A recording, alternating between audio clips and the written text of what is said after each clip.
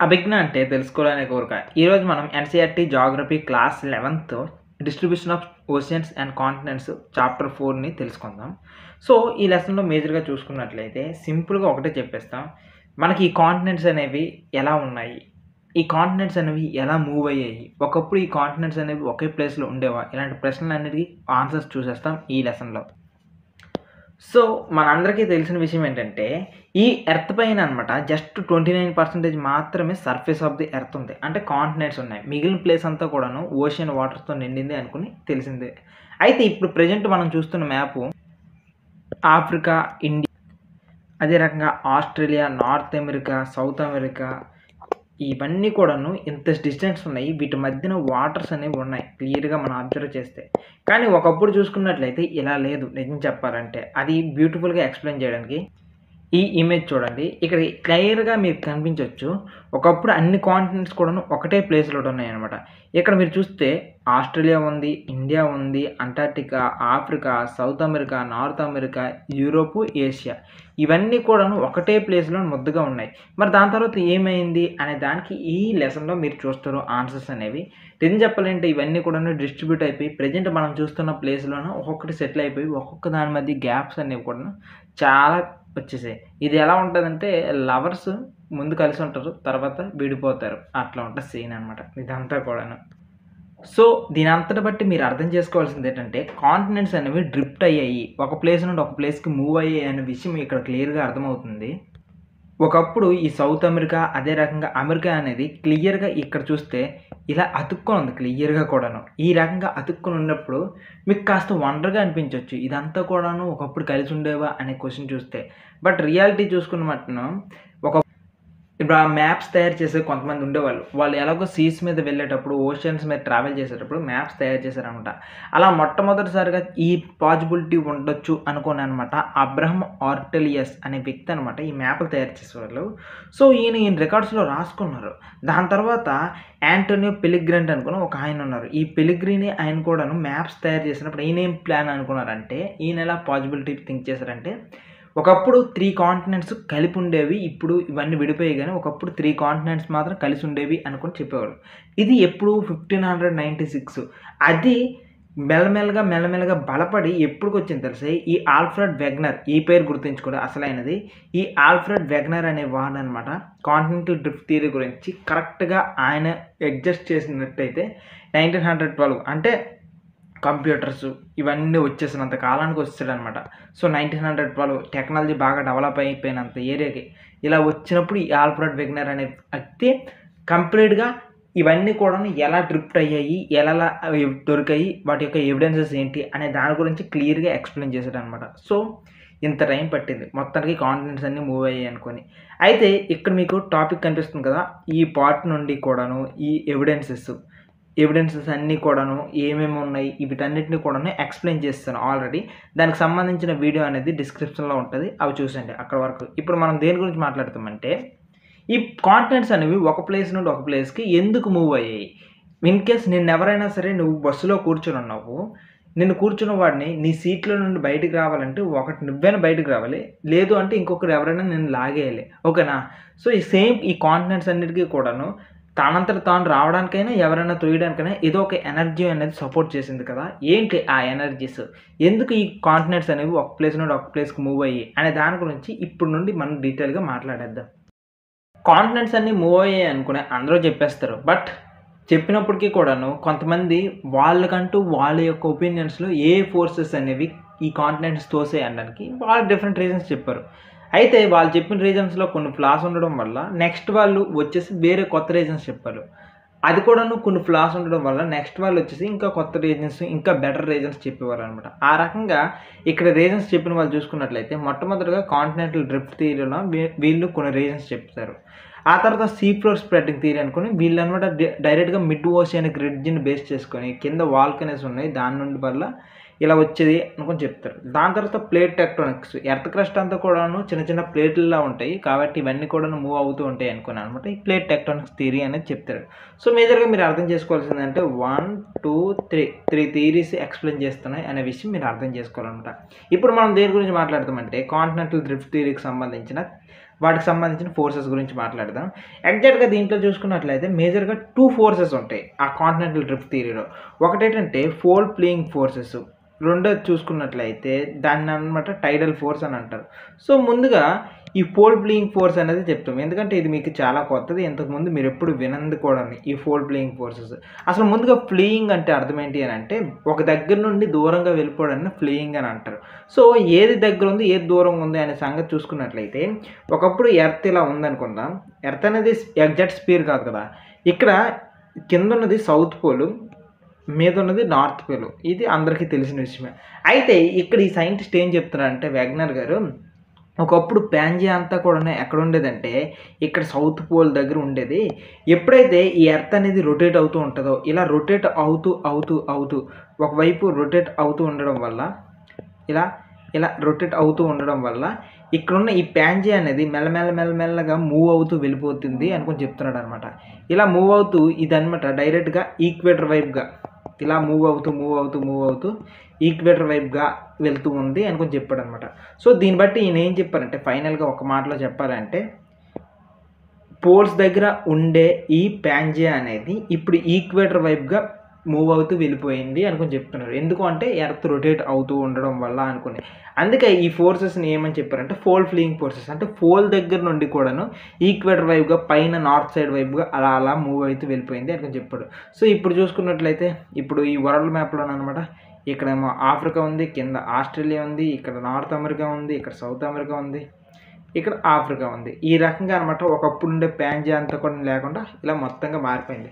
So, ఫైనల్‌గా మీరు ఒకటి గుర్తుంచుకోవాలి. పోల్ ప్లేయింగ్ ఫోర్స్ అంటే ఏంటి లేదు. పోల్ దగ్గర నుండి కూడాను అంతా ఉండే పాంజియా అంతా కూడాను ముందుకు వెళ్ళిపోయింది, విడిపోయింది. అది మెల్లగా ఈక్వేటర్ వైపుగా వెళ్ళిపోయింది అనే విషయం మీరు నేర్చుకుంటే సరిపోద్ది. సెకండ్ ఫోర్స్ మీరు దేని గురించి చెప్తున్నామంటే అది టైడల్ ఫోర్స్ అనమాట. సో, ఏంటి ఈ టైడల్ ఫోర్స్? దీని సంగతి ఏంటి చూసుకున్నట్లయితే మనకి సముద్రంలో ఉన్న అలలు ఎందుకొస్తాయి అనే విషయం మీరు అబ్జర్వ్ చేస్తే దీనికి డైరెక్ట్ కోరిలేషన్ ఏంటంటే డైరెక్ట్‌గా ఇది భూమి అనుకుంటే చంద్రుడి యొక్క ఎఫెక్ట్ చాలా ఉంటది. దాంతో పాటుగా సన్ యొక్క ఎఫెక్ట్ కూడాను చాలా ఉంటది. ఈ రెండిటి యొక్క ఎఫెక్ట్ అనేది ఎర్త్ పైన అలలు రావడానికి, టైడ్స్ రావడానికి హెల్ప్ చేస్తూ ఉంటాయన్నమాట. సో, మీకు ఎన్నో వేల సంవత్సరాల నుండి ఈ భూమి మీద అలలు వస్తూనే ఉన్నాయి. ఈ మూన్ వల్ల, సన్ వల్ల. ఎందుకంటే సన్‌కి, మూన్‌కి గ్రావిటేషనల్ ఫోర్స్ ఉంటది కదా! దీనివల్ల పైనుండే ఈ వాటర్ అనేది మూవ్ అవుతూ వెళ్తూ ఉంటది. సో, ఇలా ఎప్పుడు ఆటుపోట్లు మూవ్ అవుతూ ఉండడం వల్ల ఈ ఫోర్స్ అనేది లాస్ట్‌కి కాంటినెంట్స్‌ని కూడాను ముందుకు తీసుకొని వెళ్ళింది అనుకున్నాననమాట. ఈ ఫోర్స్ చెప్తూ ఉంటది. సో, దీన్ని బట్టి మీరు అర్థం చేసుకోవాల్సింది ఇంకా బాగా అర్థం చేసుకోవడానికి ఈ టైడల్ ఫోర్స్‌ని డిస్క్రిప్షన్‌లో ఒక లింక్ పెడుతున్నాను. ఆ వీడియో చిన్న షార్టే ఉంటది. 1 మినిట్ షార్ట్, 1 మినిట్ కూడా ఉండదు. 30 మినిట్స్ షార్ట్ ఉంటది. షార్ట్ వీడియో చూడండి. చిన్న యానిమేషన్ భలే ఉంటది. సో, టైడల్ ఫోర్స్ గురించి మీకు అర్థమైపోద్దనమాట. ఏం లేదు. ఇటు మూను, అదే రకంగా ఇటు సన్ను. ఈ రెండిటి యొక్క గ్రావిటేషనల్ ఫోర్స్ వల్ల టైడ్స్ వస్తున్నాయి కాబట్టి భూమి మీద ఈ 2 కూడా చేసాయి. అయితే ఇక్కడ వరకు కథ బానే ఉంది. ఈ 2 కథలు కూడాను నిజం చెప్పాలంటే ఏవి కూడాను ఎగ్జాక్ట్‌గా రైట్ అవ్వలేదనమాట. చాలామంది స్కాలర్స్ ఏం చెప్పారంటే వీళ్ళు చెప్పిన ఈ 2 ఫోర్సెస్ కూడాను సరిపోవట్లేదయ్యా. ఈ కాంటినెంట్స్ అన్నీ కూడాను మూవ్ అవ్వాలంటే ఈ మాత్రం సరిపోదు అనుకున్నారనమాట చెప్పారు. ఆ తర్వాతే చాలామంది అనమాట వీటన్నిటి గురించి బాగా రీసెర్చ్ చేసి తర్వాత కొత్త థియరీస్ చెప్పారు. వాటిని ఏమంటామంటే పోస్ట్ డ్రిఫ్ట్ స్టడీస్ అని అంటారు. సో, కాంటినెంటల్ డ్రిఫ్ట్ థియరీ తర్వాత ఏవైతే స్టడీస్ వచ్చాయో అవి. మీకు ముందే చెప్పాను కదా!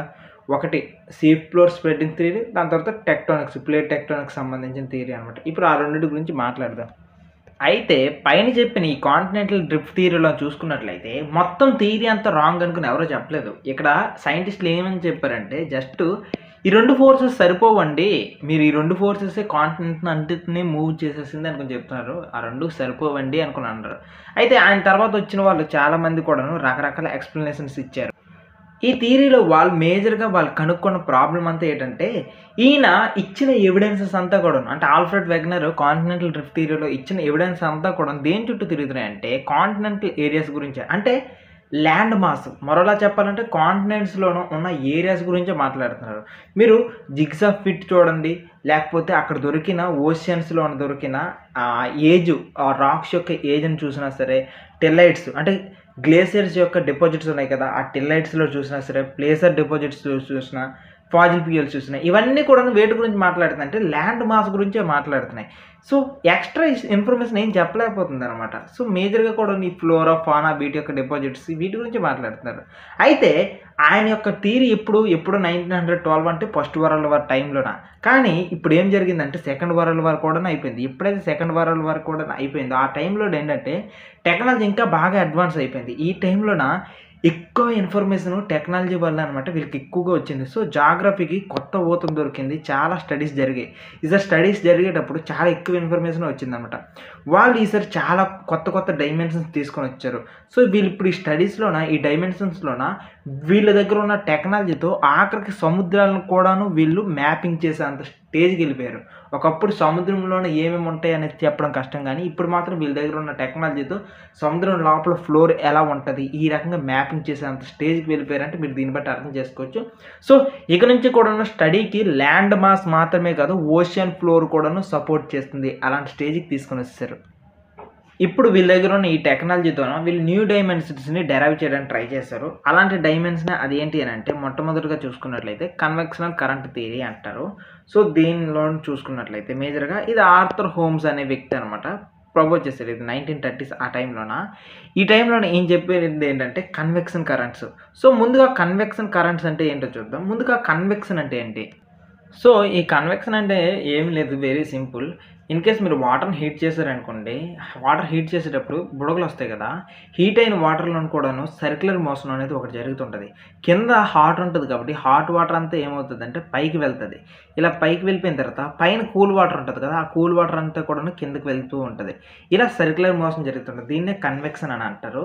సో ఈ రకంగా సర్క్యులర్ మోషన్స్లో జరిగింది అనుకోండి, దాన్ని కరెంట్ అంటారు అనమాట. సో ఇక్కడ కన్వెక్షన్ కరెంట్స్ జరుగుతున్నాయి. సో దీన్ని బట్టి మీరు అర్థం చేసుకోవాల్సింది ఏంటంటే హాట్ అయ్యేటప్పుడు ఏ వస్తువు అయినా సరే డెన్సిటీ తగ్గిపోతూ ఉంటుంది. ఇలా డెన్సిటీ తగ్గిపోవడం వల్ల అది పైకి వెళ్ళిపోద్ది. ఏదైనా వస్తువుకి డెన్సిటీ ఉంటే కిందకి వెళ్ళిపోద్ది.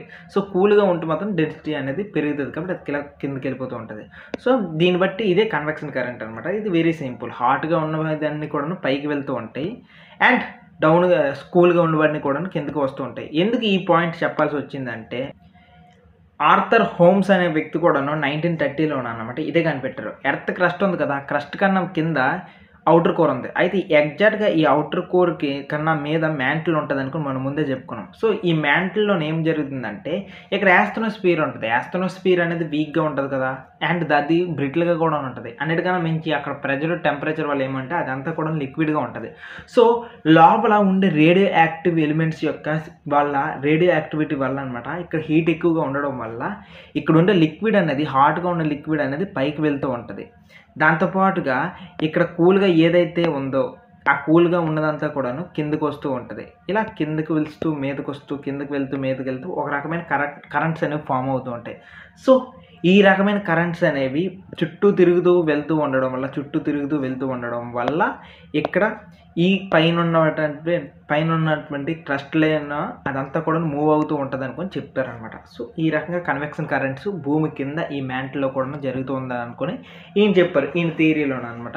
అయితే ఈయన థియరీ ఇంతకుముందు పోల్ ప్లేయింగ్ ఫోర్స్ కానీ లేకపోతే టైడల్ థియరీ కానీ వీటికన్నా కంటే ఇక్కడ ఏం చెప్పిన థియరీ కాస్త నమ్మబుద్ధి వేస్తుంది అనమాట. ఎందుకంటే ఈ మ్యాంటిల్లోన ఈ కన్వెక్షన్ కరెంట్స్ ఆబ్వియస్లీ జరుగుతున్నాయి కాబట్టి ఒక రకమైన సర్క్యులర్ మోషన్ జరుగుతుంది కాబట్టి ఇక్కడ ఆబ్వియస్లీ ఇలా జరుగుతూ ఉండొచ్చు అనేది కాస్త నమ్మబుద్ధి వేస్తుంది అనమాట. దీని తర్వాత నెక్స్ట్ ఏం చేశారంటే నెక్స్ట్ వచ్చిన స్టడీస్ కూడాను వీటిని బదులుగా ఇంకా కొన్నిటిని ఎక్స్ప్లెయిన్ చేయడానికి ట్రై చేసింది. వేరే రీజన్స్ కూడాను ఇవ్వడానికి ట్రై చేసాయి. అయితే ఇక్కడ మనం ముఖ్యమైన విషయం ఏంటి అర్థం చేసుకోవాలని అంటే ఇక్కడ ఈ కన్వెక్షన్ కరెంట్ థియరీ ఉంది కదా, ఈ థియరీ అనేది నిజం చెప్పాలంటే తర్వాత వచ్చే ప్లేట్ టెక్టానిక్స్ థియరీకి కూడాను ఇంకా బాగా ఎక్స్ప్లెయిన్ చేయడానికి ఈ థియరీ హెల్ప్ చేసిందనమాట. సో దీనివల్ల కాంటినెంటల్ డ్రిఫ్ట్ థియరీలో వచ్చిన ఫోర్సెస్ని రాంగ్ అని చెప్పడం, దాంతోపాటుగా ఫర్దర్ స్టడీస్ కోసం ప్లేట్ టెక్టానిక్స్ థియరీ ఉంది కదా వాటికి హెల్ప్ చేయడం కూడా ఇది చేసిందనమాట. సో ఈ కన్వెక్షన్ కరెంట్ థియరీ తర్వాత నెక్స్ట్ మనం మాట్లాడుకుపోయేది ఈ mapping of the ocean floor. So ఎందుకు ఈ ఓషన్ ఫ్లోర్ని అంటే ఓషన్కి ఫ్లోర్ని ఎందుకు మనము మ్యాపింగ్ చేస్తున్నాము, ఎందుకు సైంటిస్టులు షిప్స్ని యూజ్ చేసుకొని వీటిని చేశారంటే ఇక్కడ మనకు పోస్ట్ వరల్డ్ వార్ అయిపోయిన తర్వాత చాలా టెక్నాలజీ పెరిగిపోయింది కదా! ఈ టెక్నాలజీ పెరిగిపోవడం వల్ల ఈ రకంగా చేస్తే వాళ్ళకొకటి అర్థమైంది. ఒకప్పుడు మనం ఓషియన్స్‌ని చాలా ప్లెయిన్ అని అనుకున్నాము. బట్ ఇప్పుడు ఓషియన్స్ ఫ్లోర్ కూడాను ప్లెయిన్‌గా ఏం లేదు. ఈ ఓషియన్ ఫ్లోర్ కూడాను రకరకాల రేంజెస్ ఉన్నాయి. ఎత్తైనవి ఉన్నాయి. దాంతో పాటుగా వాళ్ళు ఇంకేం అబ్జర్వ్ చేశారంటే చాలా డీపెస్ట్ పాయింట్స్ కూడాను ఉన్నాయి. ఈ డీపెస్ట్ పాయింట్స్‌ని ఏమని చెప్పారంటే ట్రెంచెస్ అని అన్నారు. యాక్చువల్లీ ఈ డీపెస్ట్ పాయింట్స్ ఎందుకు ఫార్మ్ అవుతాయంటే ఇక్కడున్న లేయర్స్ ఆఫ్ ఎర్త్ ఉంది కదా! ఎర్త్ అటుపక్క, ఇటుపక్క మూవ్ అవుతే అంటే డైవర్జెంట్ అయ్యిందనుకోండి. ఈ రకమైన ట్రెంచెస్ అనేవి ఫార్మ్ అవుతూ ఉంటాయి. సో, ఈ రకంగా వాళ్ళకి అర్థం చేసుకున్నారనమాట. సో, మేజర్‌గా ఇక్కడ చూసుకున్నట్లయితే ఇక్కడ ఈ కాంటినెంట్స్ ఈ ఓషన్ లోపల కూడాను వాల్కనిక్ ఎరప్షన్స్ అనేవి ఎప్పుడూ జరుగుతూ ఉంటాయి. సో, ఈ వాల్కనిక్ ఎరప్షన్స్ అనేవి నిరంతరం జరుగుతూనే ఉంటాయి. మీకు ఆల్రెడీ ఇక్కడ మీకు ముందుగానే చెప్పుకున్నాను. ఎర్త్‌కి సంబంధించిన లేయర్స్ అన్నిట్లో కూడాను ఇక్కడ మ్యాంటిల్ ఉంది కదా! ఈ మ్యాంటిల్ అనేది కాస్త లిక్విడ్‌లా ఉంటది అనుకోని చెప్పాను. ఈ అప్పర్ మ్యాంటిల్ అనేది ఇలా లిక్విడ్‌గా ఉంటది అనుకోని చెప్పాను కదా! ఈ లిక్విడ్ అనేది ఇక్కడ ఈ వాల్కనిక్ ఎరప్షన్స్ టైంలో కూడాను అదే ఫార్ములా యూజ్ అవుతుంది. ఇక్కడ కనిపిస్తున్న విధంగా కింద యాస్తనోస్ఫియర్ ఉంది. సో, ఈ యాస్తనోస్ఫియర్ ఏం చేస్తదంటే ఎప్పుడు వాల్కనిక్ ఎరప్షన్స్ జరుగుతూ ఉంటాయి కదా! ఇలా జరగడం వల్ల ఏమవుతదంటే ఇక్కడ నుండి జరిగిందంతా కూడాను పైకి వెళ్ళిన తర్వాత ఈ మాగ్మా అంతా బయటికెళ్ళేటప్పుడు కూల్‌నెస్ వల్ల ఇక్కడ క్రిస్టల్‌గా మారిపోద్ది. అంటే రాయి ముక్కలుగా మారిపోద్ది. ఓకే. ఇక్కడ ఓకే. అయితే సైంటిస్ట్‌లు ఏం చేశారంటే ఇక్కడ ఓషన్‌కి దగ్గరలోనే ఎక్కడైతే వాల్కనిక్ ఎరప్షన్ జరుగుతున్నాయో దాని యొక్క ఏజ్‌ని చెక్ చేయాలని ట్రై చేశారు. దాంతో పాటుగా ఇలా దూరంగా ఎళ్ళిన తర్వాత కాంటినెంట్స్ టచ్ అయితాయి. ఏదో ఒక ప్లేస్‌లో కాంటినెంట్ టచ్ అయితది కదా! దాని యొక్క ఏజ్‌ని టెస్ట్ చేయాలని చూసారు. సో, ఈ రెండిటిని టెస్ట్ చేసినప్పుడు అనమాట వాళ్ళు అబ్జర్వ్ చేసిందేంటంటే ఎక్కడైతే వాల్కనిక్ ఎరప్షన్స్ జరుగుతున్నాయో ఆ ఏరియాలోన వచ్చే ఈ రాక్ అనేది వాటి యొక్క ఏజ్ అనేది చాలా తక్కువనమాట. సో, ఈ మిడ్ ఓషియానిక్ రిడ్జ్ కన్నా దూరంగా వెళ్ళే కొద్దీ వాటి యొక్క ఏజ్ అనేది పెరిగిపోతూ ఉంటుంది అనుకుని వాళ్ళు అర్థం చేసుకున్నారు క్లియర్‌గా. సో, దీన్ని బట్టి ఫైనల్‌గా చెప్పాల్సింది ఏంటి అనంటే ఇక్కడ ఈ వాల్కనిక్ ఎరప్షన్స్ అనేవి డైలీ జరుగుతూనే ఉంటాయి ఎప్పుడు కూడాను. సో, ఇక్కడ నుండి ఈ వాల్కనీ నుండి మాగ్మా అనేది బయటకు రావడం వల్ల బయట ఇక్కడ క్రిస్టలైజ్ అవుతూ ఉంటది. సో, ఇలా క్రిస్టలైజ్ అవుతూ ఉండడం వల్ల ఇక్కడ ఒక రాయి ముక్క ఉందనుకోండి.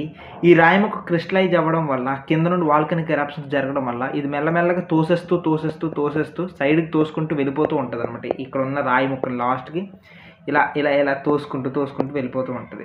సో, దీన్ని బట్టి మీరేం అర్థం చేసుకోవాలి. రాయి ముక్కనే తోసుకొని వెళ్ళిపోతుంది అని అనుకుంటే పైన కాంటినెంట్ ఉంటే కాంటినెంట్‌ని కూడా తోసుకొని వెళ్ళిపోతూ ఉంటది కదా! ఇదొకటి వన్ ఆఫ్ ది మేజర్ రీజన్‌గా కూడా చెప్తారనమాట.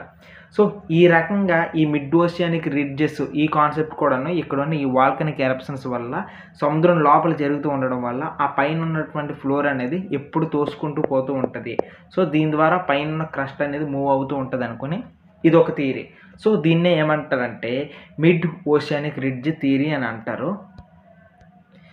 ఈ థియరీలో ఇంకొక ఇంట్రెస్టింగ్ విషయం ఏం కనిపెట్టారంటే ఈ థియరీస్ యూజ్ చేసుకొని ఇక్కడ కనిపిస్తున్న ఈ రాక్స్ ఏదైతే ఇవి తోసేస్తూ ఉందో ఈ తోయడం వల్ల కనిపిస్తున్నవన్నీ కూడాను ఎక్కడైతే మెటీరియల్ ఉందో ఇది రైట్ సైడ్, లెఫ్ట్ సైడ్ అంటే 2 కూడాను ఈక్వి డిస్టెన్స్ సేమ్ డిస్టెన్స్‌లోనే ఉంటున్నాయి. వాటి యొక్క ప్రాపర్టీస్ అన్నీ సేమ్‌గానే ఉంటాయి. వాటి యొక్క ఏజ్ సేమ్‌గానే ఉంటుందన్నమాట. ఇదొకటి మీరు అర్థం చేసుకుంటూ వెళ్ళాలి. సో, ఇది.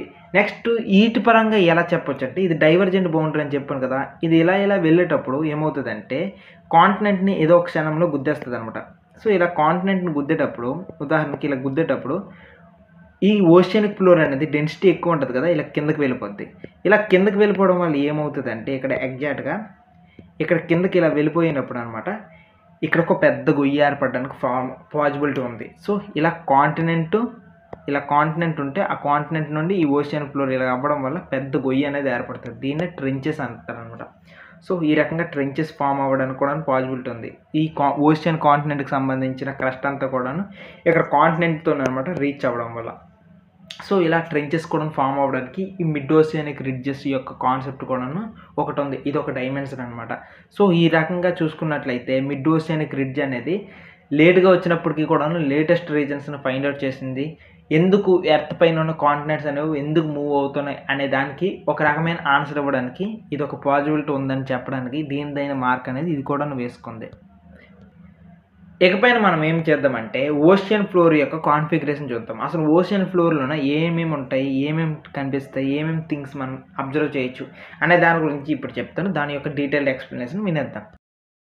దీని గురించే మీరు ఎగ్జాక్ట్‌గా అయితే చాప్టర్ 13లోనే ఇంకా డీటెయిల్‌గా నేర్చుకుంటారు. ప్రస్తుతానికి మాత్రం మనం ఏం చేద్దామంటే, ఈ లెసన్‌లోనే ఏమని చెప్పారు? డిస్ట్రిబ్యూషన్ ఆఫ్ ఓషన్స్, కాంటినెంట్స్ అన్నారు కదా! అసలు మరి ఓషన్స్ అన్నప్పుడు ఓషన్స్ లోపల ఉన్న ల్యాండ్ ఎలా ఉంది అనేది మనం తెలుసుకోవడం మినిమమ్ ఈ లెసన్‌లోనే ఎక్స్‌ప్లెయిన్ చేయడానికి ట్రై చేస్తారు. మనం ఏం చేద్దామంటే, ఈ స్ట్రెయిట్ లైన్ ఉంది కదా! ఇది సముద్రం లోపల ఉన్న ల్యాండ్. నీటి కింద ఉన్న ల్యాండ్ అని అనుకుందాం. మనం మిడ్ ఓషియానిక్ రిడ్జెస్ గురించి నేర్చుకున్నాం కదా! ఈ మిడ్ ఓషియానిక్ రిడ్జ్ అనేదేంటి? ఇక్కడ వాల్కనీస్ అనేవి ఎప్పుడు కూడాను ఎరప్ట్ అవుతూనే ఉంటాయి. ఈ లోపల ఉన్న మాగ్మా అనేది బయటకు వస్తూనే ఉంటది. ఇది ఒకటనుకుందాం. ఫస్ట్ ఫీచర్ మీదేంటంటే మిడ్ ఓషియానిక్ రిడ్జెస్ అని అనుకుందాం. అయితే ఇలా వచ్చిన తర్వాత ఏమవుతదంటే, ఇక్కడ పైనున్నది కదా! ఈ పైనున్నటువంటి లేయర్స్ అన్నీ కూడాను ఈ మాగ్మా అనేది ఇప్పటికి బయటకి రావడం వల్ల బయటకొచ్చిందనేది క్రిస్టల్ అవుతుంటది. ఇలా క్రిస్టల్ అవుతున్న తర్వాత ఏమవుతదంటే, మెల్లగా ఇక్కడ ఫార్మ్ అయిన ల్యాండ్ అంతా కూడాను ఇదంతా డిస్ట్రిబ్యూట్ అవుతూ వెళ్తూ ఉంటది. ఇటువైపు రైట్, ఇటు లెఫ్ట్ ఇలా డిస్ట్రిబ్యూట్ అవుతూ ఉంటది. సో, ఇది.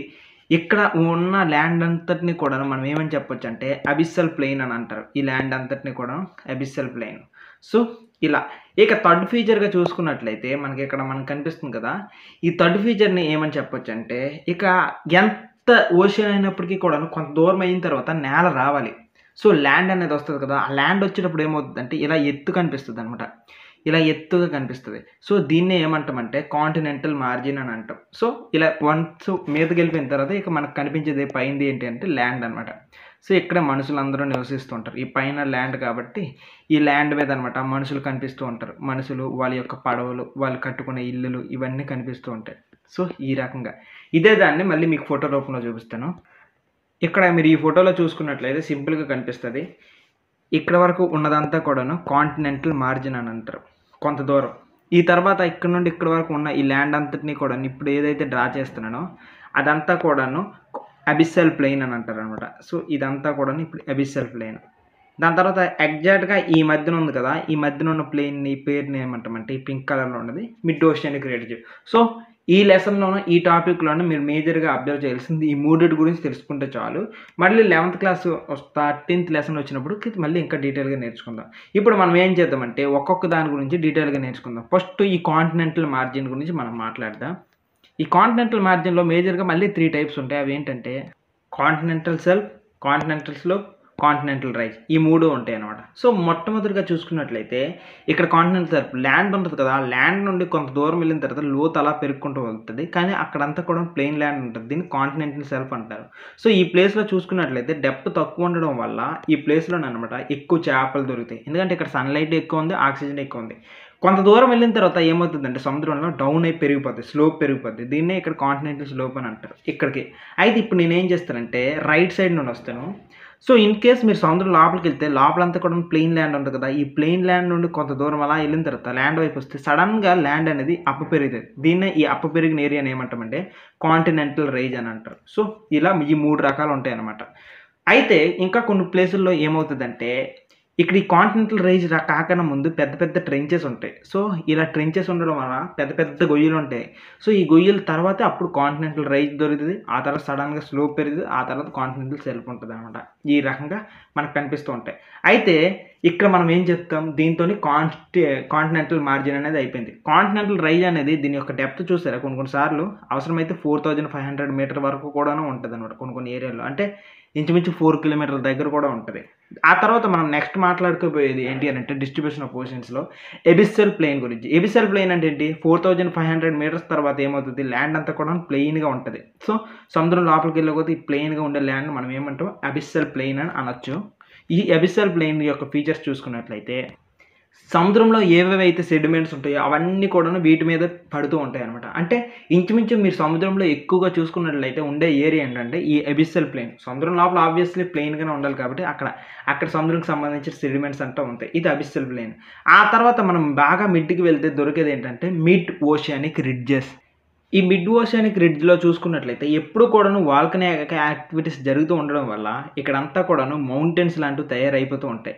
సో, ఈ రకంగా మౌంటైన్స్ తయారవుతూ ఉండడం వల్ల ఇక్కడ ఎప్పుడు కూడాను చూసుకున్నట్లయితే ఇలా మౌంటైన్స్. సో, పెద్ద రిఫ్ట్ వ్యాలీ అనేది ఫార్మ్ అవ్వడానికి ఇక్కడ రెడీగా ఉంటదనమాట. నెక్స్ట్ ఇక్కడ తయారైందంతా కూడాను ఇలా మెల్లగా తోసుకుంటూ వెళ్ళిపోద్ది. తర్వాత కొంత దూరం ప్లెయిన్ అయిపోయిన తర్వాత ఈ ప్లెయిన్ ఏరియాని అబిస్సల్ ప్లెయిన్ అంటారు. ఇదే మిడ్ ఓషియానిక్ రిడ్జెస్. దీని గురించి మీరేం చేస్తారంటే నెక్స్ట్ లెసన్స్‌లో చాప్టర్ 13 ఇంకా ఎక్కువగా నేర్చుకుంటారు. ఇప్పుడు మనం ఏం చేద్దామంటే రియల్‌గా మిడ్ ఓషియానిక్ రిడ్జెస్ ఉన్నాయా? అవి ఎక్కడైనా ఉన్నాయా? అనే దాని గురించి చూద్దాం. ఇది ఆఫ్రికా కదా! ఇది ఆఫ్రికా అయితే ఈ ఆఫ్రికాకి పక్కన ఎగ్జాక్ట్‌గా మీరు చూసుకున్నట్లయితే ఇది ఆఫ్రికా, ఇది పక్కన సౌత్ అమెరికా. ఈ మధ్యన చూడండి మిడ్ ఓషియానిక్ రిడ్జ్ అనేది ఎలా వచ్చిందో ఎంత పొడుగ్గా. ఈవెన్ మన ఇండియాకి దగ్గరలో కూడాను ఉంది. ఇండియాకి, ఆఫ్రికాకి మధ్యలో ఇక్కడ ఒక మిడ్ ఓషియానిక్ రిడ్జ్ ఉంది. ఇక్కడ ఒకటి ఉంది. ఇక్కడ ఇలా ఇలా ఈ రకంగా ఉన్నాయి కొన్ని కొన్ని దగ్గరలో. సో ఇప్పుడు ఏమవుతుంది ల్యాండ్ అనేది ఉదాహరణకి ఆఫ్రికాకి, ఇండియాకి మధ్యలో ఉన్నదాన్ని చూసుకుంటే ఇక్కడ అనేది ఎప్పుడు వాల్కనిక్ యాక్టివిటీస్ జరుగుతుంటుంది కాబట్టి అక్కడ ప్రొడ్యూస్ అయిన క్రస్ట్ అంతా కూడా ఇలా సైడ్‌కి తోసుకుంటూ వెళ్తూనే ఉంటదనమాట. ఇది మ్యాటర్ అనమాట. సో ఈ రకంగా డిస్ట్రిబ్యూషన్ ఆఫ్ ఓషియన్స్ అనేవి ఓషియన్ ఫ్లోర్ కాన్ఫిగరేషన్ అనేది ఈ రకంగా మీరు అబ్జర్వ్ చేయొచ్చు. ఇప్పుడు మనం ఏం చేద్దామంటే మన భూమి పైన ఎర్త్‌క్వేక్స్ రావడానికి వాల్కనోస్ ఏ ప్లేసుల్లో ఉంటాయి అనే దాని గురించి వాటి యొక్క డిస్ట్రిబ్యూషన్ గురించి నేర్చుకుందాం. ఈ ఎర్త్‌క్వేక్స్ యొక్క డిస్ట్రిబ్యూషన్ అనేది ఏ ప్లేసుల్లోనే ఎక్కువగా ఉంటాయి, ఎక్కడెక్కడ ఉంటాయి అనేది అర్థం చేసుకోవాలంటే మనకు మేజర్‌గా ఈ మ్యాప్ అనేది చాలా హెల్ప్ చేస్తది. ఈ మ్యాప్‌ని మనం చూసేద్దాం. యాక్చువల్లీ ఈ మ్యాప్‌లోనే మనకి క్లియర్‌గా అంత ఇన్ఫర్మేషన్ కూడా వచ్చేస్తుంది. అదేంటంటే ఇక్కడ ఏదైతే బ్లాక్ స్పాట్స్ అని అంటామో బిగ్‌వి చాలా పెద్దవి ఉన్నాయి. అవన్నీ కూడాను హాట్ స్పాట్స్ అనమాట. ఇక్కడ చాలా ఎక్కువ వాల్కనిక్ యాక్టివిటీస్ అన్నీ ఉంటాయి. సో ఈ రకంగా ఏవైతే చాలా పెద్ద బ్లాక్ ఉన్నాయో ఇదంతా కూడాను చాలా ఎక్కువ పెద్ద వాల్కనోస్ ఉంటాయి. వాల్కనోస్ ఉన్నప్పుడు భూమి షేక్ అవుతుంటది కదా! వాటి యొక్క ఎరప్షన్స్ టైమ్ అప్పుడు. సో ఈ రకంగా. దాని తర్వాత నెక్స్ట్ చూసుకోవాల్సింది ఏంటంటే స్మాల్ ఒకటున్నాయి. ఈ స్మాల్ ఉన్నాయి కదా! దీన్నేంటంటే స్మాల్ వాల్కనిక్ ఎరప్షన్స్ అనమాట. ఈ చిన్న బ్లాక్ పాయింట్స్ అన్నీ కూడా. దీనికి ఇక్కడ చూసుకున్నట్లయితే ఇక్కడ ఇండియాకి పక్క నుండి ఎక్కువగా ఉన్నాయి.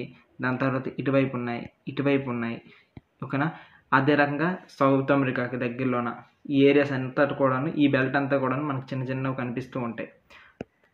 దాని తర్వాత నెక్స్ట్ మనం చూసుకోవాల్సింది షాలో ఎర్త్‌క్వేక్ సెంటర్స్. ఈ షాలో ఎర్త్‌క్వేక్ సెంటర్స్ చూసుకున్నట్లయితే ఇది మేజర్‌గా మనం ఏం చెప్పుకోవచ్చు మిడ్ ఓషియానిక్ రిడ్జెస్ అనుకొని చెప్పుకోవచ్చు. సో ఈ మిడ్ ఓషియానిక్ రిడ్జెస్ మనం చూసుకున్నట్లయితే ఇలా వస్తుంది కదా! ఇలా. ఇక్కడ మిడ్ ఓషియానిక్ రిడ్జెస్ అప్పుడు కూడా ఎందుకు చిన్న ఎర్త్‌క్వేక్స్ వస్తాయంటే ఆల్రెడీ ల్యాండ్ అనేది అటు ఇటు డిస్ట్రిబ్యూట్ అవ్వడం స్టార్ట్ అవుతుంటుంది కదా! డైవర్జెంట్ బౌండరీ కదా! ఇలా డైవర్జెంట్ అవుతూ ఉండేటప్పుడు అనమాట ల్యాండ్ ఆబ్వియస్లీ కూడాను కదులుతూ ఉంటుంది. ఇలా కదులుతూ ఉండడం వల్ల ఆబ్వియస్లీ అక్కడ కూడాను ఎర్త్‌క్వేక్స్ రావడానికి పాసిబిలిటీ ఉంటుంది. సో ఈ మిడ్ ఓషియానిక్ రిడ్జెస్ ఈ గ్రీన్ ఎక్కడెక్కడ కనిపిస్తుందో ఆ ఏరియా అంతా కూడాను ఎర్త్‌క్వేక్స్ చాలా చిన్న ఎర్త్‌క్వేక్స్ రావడానికి పాసిబిలిటీ ఉంది. దాని తర్వాత అన్నిటికన్నా మించి లాస్ట్‌ది అనమాట అసలైనది చాలా హై అమౌంట్‌లోటి ఎర్త్‌క్వేక్స్ రావడానికి వచ్చే ప్లేస్ అంటే డీప్ ఎర్త్‌క్వేక్ జోన్స్ ఏంటంటే ఇక్కడ మన ఇండియా ఉంది కదా! ఈ ఇండియా అంటే గ్రే కలర్‌లో ఉంది కదా! ఇక్కడ. అదే రకంగా ఇక్కడ ఆఫ్రికాకి దగ్గరలోన మీరు ఉదాహరణకు చూసుకున్నట్లయితే టర్కీ ఇలాంటి ప్లేసెస్ అన్నిట్లోనూ కూడాను వస్తుంటాయి. ఎందుకు ఇక్కడ డీప్‌గా మనకి దొరుకుతుంటాయి? ఎందుకు ఇక్కడ ఈ ఏరియాలోనే అవుతదంటే దానికి మేజర్‌గా రీజన్ చెప్పేస్తాను చూడండి. ఇక్కడ ఈ రకమైన ప్లేసుల్లో ఏమవుతుందంటే కాంటినెంట్ కన్వర్జెంట్ అవుతది. సో ఎప్పుడైతే ఒక కాంటినెంట్ ఇంకొక కాంటినెంట్ ఇలా కన్వర్జ్ అవుతూ ఉంటదో ఏమవుతది ఆబ్వియస్లీ కూడాను అక్కడ ల్యాండ్ అంతా షేక్ అవుతూ ఉంటది. సో ఇలా షేక్ అవుతూ ఉండడం వల్ల అక్కడ ఎర్త్‌క్వేక్స్ అనేవి చాలా హెవీగా వస్తుంటాయి. ఇక్కడ కూడా చూడండి కాంటినెంటల్ క్రస్ట్ ఒకటి, ఇంకొక కాంటినెంటల్ క్రస్ట్. ఈ 2 కన్వర్జ్ అయిపోతున్నాయన్నమాట. మన ఇండియాలోను కూడాను హిమాలయస్ అలానే ఫార్మ్ అయ్యాయి కదా! సో మేజర్‌గా ఈ రీజన్స్ వల్లేనన్నమాట ఈ కాంటినెంట్ మేజర్‌గా ఈ రకమైన డీప్ ఎర్త్‌క్వేక్స్ రావడానికన్నమాట పాసిబిలిటీ ఉంది. ఒకసారి ఈ ఫోటో కూడా చూడండి. ఈ ఫోటోలో కూడాను మీరు ఇంకా బాగా అర్థం చేసుకోవచ్చు. A concept of sleep floor spreading theory గురించి చెప్పుకోవడానికన్నా ముందు మనం ఏం చేద్దామంటే ఒకసారి ఇంతకుముందు కాంటినెంటల్ డ్రిఫ్ట్ థియరీలోన ఏం చేంజ్ వచ్చింది, దాని తర్వాత పోస్ట్ డ్రిఫ్ట్ స్టడీస్లోన ఏం చేంజెస్ వచ్చాయని చూద్దాం. ముందుగా కాంటినెంటల్ డ్రిఫ్ట్ థియరీలోన వాళ్ళు ఎవిడెన్సెస్ అంతా కూడాను ల్యాండ్ బేస్డ్‌గానే చేసుకున్నారు. కాంటినెంట్ బేస్డ్‌గానే చేసుకున్నారు. వాళ్ళ యొక్క ఎవిడెన్స్ అంతా కూడాను కావాలంటే ఎగ్జాంపుల్‌గా చూసుకోవచ్చు. సో వాళ్ళు ఏం చేశారు మొట్టమొదటిగా చూసుకున్నట్లయితే మొదటగా జిగ్జా ఫిట్ చూసుకున్నారు. సో సౌత్ అమెరికా అదే రకంగా ఆఫ్రికా ఈ 2 ఒకటే ప్లేస్‌లో ఇలా కలిసి ఉండేవి అనుకుని ఆయన చెప్పారు. దాని తర్వాత ఏం చేశారు భూమి మీద దొరికే అన్ని ప్లేసెస్‌లోనూ రాక్స్ అన్నీ కూడాను సేమ్ ఏజ్‌వి దొరుకుతున్నాయి. అన్ని కాంటినెంట్స్‌లో కూడాను. సో రాక్స్ సేమ్ ప్లేస్‌లో ఉండేటప్పుడు అవన్నీ కూడా ఒక దగ్గర ఉండే పాసిబిలిటీ ఉంది కదా! అనుకుని ఆయన ఒక ఎగ్జాంపుల్ చెప్పారు. ఆ తర్వాత టెల్లైట్స్ ఎలాగో గ్లేసియర్స్ ఉన్నాయి కదా! ఈ గ్లేసియర్స్ యొక్క డిపాజిట్స్ అనేవి వాటి యొక్క సెడిమెంట్స్ అనేవి అన్ని గోండువాన ల్యాండ్ ఉంది కదా! ఆ గోండువాన ల్యాండ్ కింద వీటి యొక్క డిపాజిట్స్ దొరికాయి. ఇవన్నీ కూడాను ఒకే రకమైన సెడిమెంటరీ రాక్స్ దొరికాయి. ఈ గోండువాన ల్యాండ్ కింద ఈ గ్లేసియర్ డిపాజిట్స్ అనేవి. సో ఇవన్నీ కూడాను ఈ గోండ్వానా ల్యాండ్ అంతా కూడాను ఒకటే ప్లేస్‌లో ఉండొచ్చు కదా! అనుకుని ఒక స్ట్రాంగ్ రీజన్ చెప్పారు. దాని తర్వాత ప్లేసెడ్ డిపాజిట్స్ ఇక్కడ సౌత్ అమెరికా ఉంది. ఆ తర్వాత ఇక్కడ ఆఫ్రికా ఉంది. అయితే ఆఫ్రికాలో గోల్డ్స్ దొరకడానికి రీజన్ ఏంటి? రివర్స్ అనేవి ఏమి లేవు కదా! సో, రివర్స్ ఒకప్పుడు ఎక్కడున్నాయంటే ఈ బ్రెజిల్ నుండి వచ్చే రివర్స్ అన్నీ కూడాను ఈ గానా దగ్గర డెఫినెట్‌లీ కూడాను బంగారం నిల్వలనేవి పెట్టుంటాయి అనుకోని చెప్పారనమాట. ఈ రకంగా బంగారం నిల్వలు పెట్టడానికి పాజిబిలిటీ ఉంది కాబట్టి ఈరోజు గానాలో ప్లేసెడ్ డిపాజిట్స్ అయినటువంటి గోల్డ్ గాని, డైమండ్ గాని ఇలాంటి ప్రీషియస్ మెటల్స్ దొరుకుతున్నాయి అనుకోననమాట వాళ్ళు చెప్తున్నారు. అన్నిటికన్నా మించి ఫాజిల్స్ అనమాట. సో, ఇక్కడ సౌత్ అమెరికాలో గాని, ఇక్కడ ఆఫ్రికాలో గాని, ఇటు పక్క ఇండియా గాని, ఇక్కడ ఆస్ట్రేలియా గాని అన్నిటి ప్లేస్‌లో కూడాను ఒకే రకమైన జంతువులు ఫాజిల్స్ దొరుకుతున్నాయి. సో, ఇవన్నీ కూడాను ఇంత పెద్ద సముద్రాన్ని ఈదుకొని ఏ జీవులు కూడాను వెళ్ళలేవు. అలాంటిది అన్నీ కూడాను వెళ్ళలేనప్పుడు ఇవన్నీ ఒక ప్లేస్‌లో ఉన్నప్పుడే కదా పాజిబిలిటీ ఉంటది అనుకోని ఇక్కడ ఈయన గట్టిగా ఆర్గ్యుమెంట్ చేశారు. కానీ పోస్ట్ డ్రిఫ్ట్ స్టడీస్‌లోనో వాళ్ళంతా కూడాను మెయిన్‌గా వాళ్ళు కాంటినెంట్ బేస్డ్‌గా చేయలేదు గానీ, వాళ్ళు చేసిన ఆర్గ్యుమెంట్స్ అంతా కూడాను దేని బేస్డ్‌గా ఉన్నాయంటే మొట్టమొదటిగా చూసుకున్నట్లయితే వాళ్ళ యొక్క ఆర్గ్యుమెంట్స్ అనేవి ఓషియన్ ఫ్లోర్‌ని అనమాట మ్యాపింగ్ చేసేసారు. ఎప్పుడైతే ఓషియన్ ఫ్లోర్‌ని మ్యాపింగ్ చేశారో వాళ్ళకి క్లియర్‌గా అర్థమైపోయింది. వాళ్ళ దగ్గర ఉన్న టెక్నాలజీతో చేయడం వల్ల భూమి మీదే కాదు ఇక్కడ సముద్రాల్లో కూడాను ఎత్తు పల్లాలు ఉన్నాయి. అంటే ఏదో సంథింగ్ యాక్టివిటీస్ జరిగే ఉంటాయి కదా! అంటే సముద్రాల్లో కూడాను ఏదో యాక్టివిటీ జరగడం వల్లే పైనున్న కాంటినెంట్స్ మూవ్ అయ్యి ఉండొచ్చేమో అనుకుని ఒక ఎగ్జాంపుల్ చెప్పడానికి ట్రై చేశారు. దాని తర్వాత కన్వెక్షనల్ కరెంట్స్. ఇక్కడున్న ఈ కన్వెక్షనల్ కరెంట్స్ కూడాను పైనున్న ల్యాండ్‌ని తోసి ఉండొచ్చేమో అనుకోని ఇక్కడ కొన్ని ఎగ్జాంపుల్స్ చెప్పారు. సో, ఒకప్పుడు ఏం చెప్పారు? కేవలము పైన ఏదో చేంజెస్ జరుగుంటాయి అనుకోని చెప్పారు. కానీ ఇక్కడ నుంచి ఏం చెప్పారు? సముద్రం లోపల ఏమైనా చేంజెస్ జరిగుండొచ్చు. లేకపోతే భూమి కింద ఏదైనా చేంజెస్ జరిగుండొచ్చు అనుకోని ఈ పోస్ట్ డ్రిఫ్ట్ స్టడీస్‌లోనే వచ్చింది. సో, మీకు సెకండ్‌గా చెప్పుకున్నట్లయితే ఓషన్ ఫ్లోర్‌ని ఎవడైనా మ్యాపింగ్ చేసి ఉంటారు కదా! ఆ మ్యాపింగ్ చేసుకొని ఎవరైనా స్టడీస్ చెప్పుంటారు కదా! అలాంటి చెప్పిందే ఈ సీ ఫ్లోర్ స్ప్రెడ్డింగ్ థియరీ. దాన్ని అనమాట హ్యారీ ఎస్ గారు చెప్పారు. మరి హ్యారీ హెస్ గారికి కూడాను ఏవైనా ఎవిడెన్సెస్ దొరికుండొచ్చు కదా అనుకోనంటే, యెస్ ఆయనకి కూడాను దొరికాయి. ఆయనేం చెప్పారంటే, ఎలాగో మిడ్ ఓషియానిక్ రిడ్జెస్ ఉన్నాయి కదా! ఈ మిడ్ ఓషియానిక్ రిడ్జెస్‌లోన ఎప్పుడు కూడాను వాల్కనిక్ యాక్టివిటీస్, వాల్కనిక్ ఎరప్షన్స్ ఎక్కువగా జరుగుతూ ఉంటాయి కదా! ఇది పాయింట్ 1. సో, ఈ రకంగా లావా అనేది సర్ఫేస్ మీదకొచ్చేసి కాస్త ల్యాండ్‌ని ఫార్మ్ చేయొచ్చు కదా! అనుకోని చెప్పారు. ఆయన చెప్పిన మొదటి ఎవిడెన్స్ అది. సో, మొదటి ఆర్గ్యుమెంట్. ఆయన ఇంకొక పాయింట్ కూడా చెప్పారు. ఆయనేం చెప్పారంటే, మిడ్ ఓషియానిక్ రిడ్జెస్‌కి 2 వైపులా కూడాను ఉన్నటువంటి ల్యాండ్ ఏదైతే ఫార్మ్ అయిందో, ఆ 2 వైపులా ఫార్మ్ అయిన ల్యాండ్ అంతా కూడాను వాటి యొక్క ఏజ్ అనేది సేమ్‌గానే ఉంటుంది. కెమికల్ ప్రాపర్టీస్ సేమ్‌గానే ఉంటుంది. వాటి యొక్క మ్యాగ్నెటిక్ ప్రాపర్టీస్ సేమ్‌గానే ఉంటుంది. సో, ఇన్ని రకాలవన్నీ సేమ్‌గా ఉండేటప్పుడు ఇవన్నీ కూడాను ఈ రకంగా క్రస్ట్ నుండి బయటకొస్తున్నాయి. సేమ్ ఏజ్‌గా వస్తున్నాయి. అంటే ఒకటి ఇక్కడ ప్రొడ్యూస్ అయిన లావా అనేది ముందుకి తోసుకుంటూ వెళ్ళిపోతుంది కదా! అనుకోని చెప్తున్నారు. 2 వైపులా కూడాను తోసుకుంటూ వెళ్ళిపోతుంది కదా! అనే ఆర్గ్యుమెంట్ అనేది ఈయన బలంగా చెప్తూ ఉంటారు. ఆయన చెప్పే మరొక ఆర్గ్యుమెంట్ ఏంటి అనంటే క్లియర్‌గా ఎక్కడైతే ఈ ఓషియానిక్ వాల్కనిక్స్ అనేవి ఎరప్షన్స్ అవుతున్నాయో, ఈ లావా అనేది మిడ్ ఓషియానిక్ రిడ్జ్ దగ్గర ఆటి యొక్క ఏజ్ అనేది చాలా తక్కువ ఉంటుంది. అంటే అది అప్పుడే ఫ్రెష్‌గా పుట్టుంటాయి కదా! అనుకోని చెప్తున్నారు. కానీ ఏవైతే మాత్రం చాలా సంవత్సరాల నుండి చాలా టైం పట్టిందో, ఈ చాలా టైం పట్టిన వాటి యొక్క ఏజ్ అనేది చాలా ఎక్కువ ఉంటుంది. అంటే ఇంత దూరంలోకి వెళ్ళిపోయిన తర్వాత వన్స్ వాటి యొక్క ఏజ్ అనేది పెరిగిపోతుంది. అంటే దీన్ని బట్టి ఆయన ఏం చెప్పాలనుకుంటున్నారంటే, లావా ఇలా ప్రొడ్యూస్ అవుతుంది. ప్రొడ్యూస్ అయిన లావా అనేది బయటకొచ్చేసి క్రస్ట్‌గా మారుతుంది. క్రస్ట్ అయింది తోసుకుంటూ వెళ్ళిపోతుంది. అంటే భూమంతా కూడాను ఈ రకంగా డిస్ట్రిబ్యూట్ అవుతుంది కదా! అనుకోని చెప్తున్నారు. ఆయన చెప్పిన పాయింట్ ఏంటంటే, సో, ఇప్పుడు మిడ్ ఓషియానిక్ రిడ్జెస్ దగ్గర ఉన్న దాని యొక్క ఏజ్ తక్కువ ఉంటుంది. కానీ కాంటినెంట్స్ దగ్గర ఉన్న వాటి యొక్క ఏజ్ అనేది చాలా ఎక్కువ ఉంటుంది. దీన్ని బట్టి ఇవే వాటిని తోసుండొచ్చు కదా! ఇవే ఫార్మ్ చేసేసి వాటి వైపుగా తోసుండొచ్చు కదా! అనుకోని ఈయన చెప్తూ ఉంటారు ఆర్గ్యుమెంట్ అనేది. సో, ఇప్పుడు వాటి యొక్క ఏజెస్ ఎంత చెప్తున్నాను చూడండి. మిడ్ ఓషియానిక్ రిడ్జ్ యొక్క వాటి దగ్గరలో ఉండేటప్పుడు వాటి యొక్క ఏజ్ అంటే 200 మిలియన్ ఇయర్స్ ఓల్డ్ ఉంటుంది. అదే కాంటినెంట్‌కి చూసుకున్నట్లయితే అక్కడ ఉన్న పర్వతాలు ఇవన్నీ కూడాను వాటి యొక్క ఏజ్ అనేది 3200 మిలియన్ ఇయర్స్‌కి ఎక్కువగా కనిపిస్తూ ఉంటది. ఇంత ఏజ్ డిఫరెన్స్ బాగా కనిపిస్తది. ఈయన చెప్పిన థర్డ్ ఎవిడెన్స్ ఇది.